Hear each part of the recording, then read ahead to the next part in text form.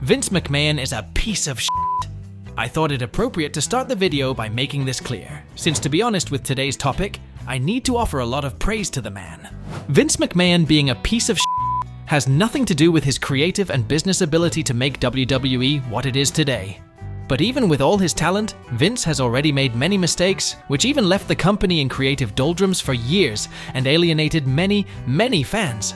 But after Vince's scandals, Triple H took control of the company and elevated the product in a fundamental way, bringing in more fans every day and returning those who abandoned ship, due to the uninspired time that the company suffered in the recent years. But to better understand this story, stay with us until the end of the video. And before we go to the content, I ask you to subscribe to the channel, leave your thumbs up, and click the bell, because this helps us a lot. Now let's go to the video. To talk about how memorable WWE's past eras were, such as the Golden Age and Attitude Era, would basically be raining on the wet. Many stars were created and immortalized, such as Stone Cold, The Rock, and several others, in addition to, of course, having been presented with moments that will always be in our memories forever. However, one moment will forever mark our memories, but a fateful event changed the company's creative needs.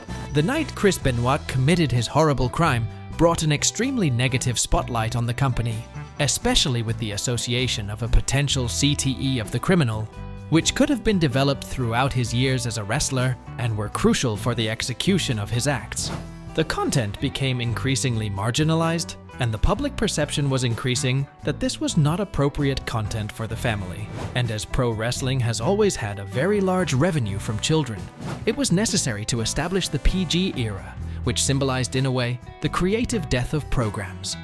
One of the major criticisms revolves around the lack of compelling, high-stakes storylines, restricted the use of intense language, violent content, and provocative themes, leading to a more restrained and predictable product. This limitation stifled the creative potential of storylines and character development. One of the most criticized storylines was the mishandling of the Nexus, a promising group of new talents who debuted with a shocking and brutal attack on John Cena and other WWE superstars.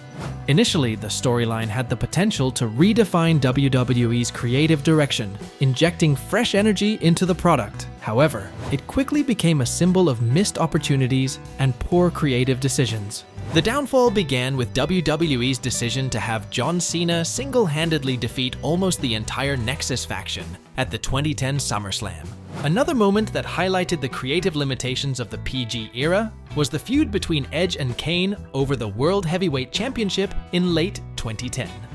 The storyline involved Edge kidnapping Paul Bearer, Kane's father figure, and using him as leverage in their feud. What could have been a dark and intense storyline was marred by the PG rating, which forced WWE to tone down the content significantly. The segments, intended to be psychological warfare, were instead filled with childish humor and lacked the intensity needed to engage the audience. We can't stay here all day citing bad stories from that period, as this video would simply last for years, but the PG era's reliance on established stars like John Cena, Randy Orton, and Triple H, while failing to effectively build new talent, is another point of contention. While the era did see the emergence of stars like CM Punk and Daniel Bryan, the overall creative environment was not conducive to creating new main event level talent. The overprotectiveness of top stars and the lack of edgy, compelling storylines meant that many potential breakout stars were either buried or left floundering in the mid-card. This creative stagnation is often cited as one of the key reasons why the PG era is viewed as a creatively disappointing period in WWE history. When Vince McMahon bowed out on July 25, 2022, the WWE faced a momentous crossroads. They needed someone who wasn't just familiar with the business, but someone who could breathe life back into a product that had grown stale. And so, in stepped Triple H. More than just a son-in-law, he was a battle-tested leader who had already shown his chops in NXT, where he didn't just create stars like Seth Rollins, Kevin Owens, and Becky Lynch. He engineered them. Triple H's trial by fire came at SummerSlam 2022. The card, laid out by Vince, felt like a rerun. Lesnar versus Reigns? Again? Yet, in that moment, Triple H conjured the unexpected. Brock Lesnar raising the entire ring with a tractor. It was like a Tarantino flick. Over the top, unforgettable, the start of something new. From then on, the changes rolled in like a thunderstorm. Talent morale shot up. Matches became must-see events, and even mid-card titles regained their shine. Gunther's epic 666-day Intercontinental Championship reign wasn't just a reign, it was a revelation. It was a moment where WWE reminded everyone of the craftsmanship that goes into making a champion. And the women's division?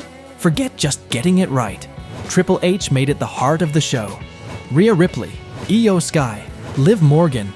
These weren't just wrestlers, they were main eventers. Under Triple H, women's wrestling wasn't just a highlight, it was essential viewing, the stuff people talked about at work the next day.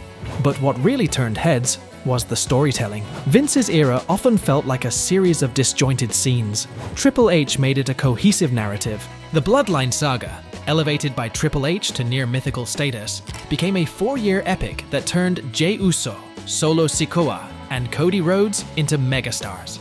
On Raw, the Judgment Day storyline followed suit, with Finn Balor, Damian Priest, Dominic Mysterio, and Rhea Ripley dominating like a Tarantino gang, each move calculated, each tease of betrayal, keeping the audience at the edge of their seats.